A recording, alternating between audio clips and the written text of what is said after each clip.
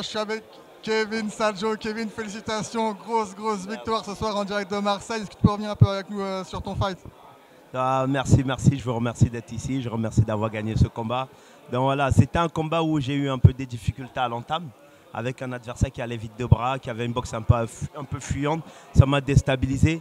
Il fallait que j'arrive à le scanner, à trouver la bonne distance pour pouvoir placer mes coups, à le pousser à délivrer constamment son bras avant. Et à un moment, je vu commencer un tout petit peu à faiblir sur sa vitesse et sur sa puissance au niveau des coups. Et après, j'ai essayé de mettre j'ai mis la machine en avant. Et avec mes petits coups crochets au corps, crochets à la face, qui l'ont vraiment déstabilisé. Et voilà, ça allait vite. Je suis vraiment content. Alors, tu as dit dans l'interview d'après-combat que toi, tu misais plus sur une victoire au 6e et 7e round, au 8e round. Et finalement, en fait, on a vu que tu avais quand même tapé rapidement, très, très fort. Effectivement, c'est vrai que je m'attendais à gagner entre le 6 et le 8, parce que j'allais effectuer mon travail de sape fin du 6e.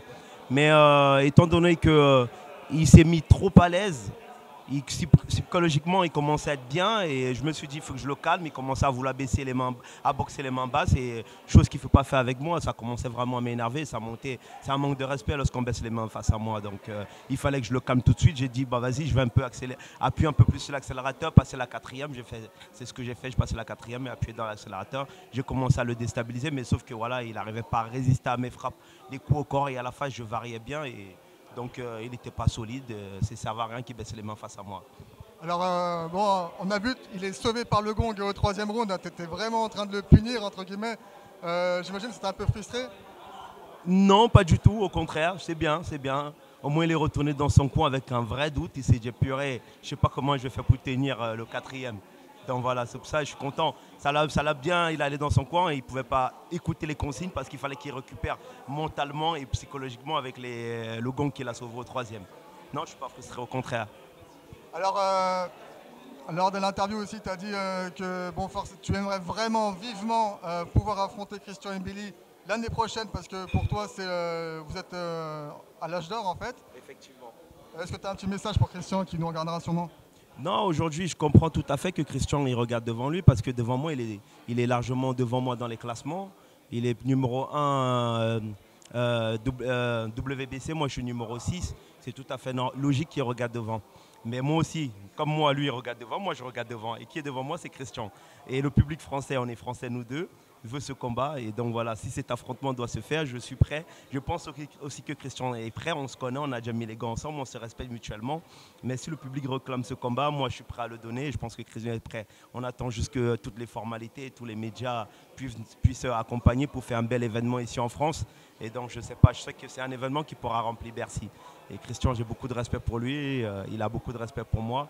Mais on veut ce combat et je sais que lui aussi il le veut. Voilà. Alors du coup, tu es managé par Y12. Ça se passe bien apparemment. Ah, sincèrement, ça se passe super bien avec mon promoteur Yohan Zawi. La boîte Y12, on travaille bien. Là, il m'a fait une belle préparation. Je suis vraiment content. Il m'a beaucoup encouragé, beaucoup soutenu. Je suis très, très, très satisfait. Et j'espère faire encore un bon bout de chemin avec lui jusqu'à la fin de ma carrière. Tu imagines rester combien de temps encore sur le circuit pro?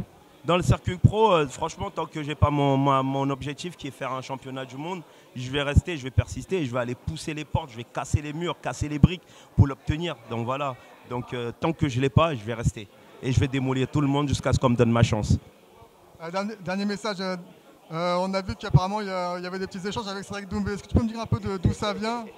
Moi, franchement, les petits messages, j'ai jamais échangé avec Cédric Doumbé. C'est quelqu'un que j'apprécie énormément. J'ai déjà mis les gars avec lui. Il est très fort dans sa communication. Il est très fort en tant qu'athlète, en tant que sportif. Donc, j'ai entendu, moi, j'étais focalisé dans ma prépa. J'entendais comme quoi Cédric, il veut me boxer.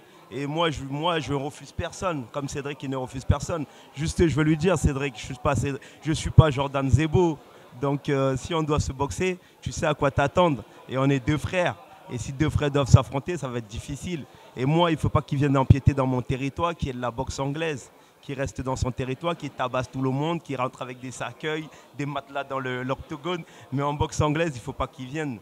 Voilà, parce que là, nous, ici, on a la grinta, on a faim, et on va s'arracher la tête. Et c'est sûr et certain qu'il ne pourra pas partir avec une victoire, Cédric. Ça, c'est sûr. Donc, dans sa discipline, il peut rester champion, mais dans la nôtre, il ne pourra pas.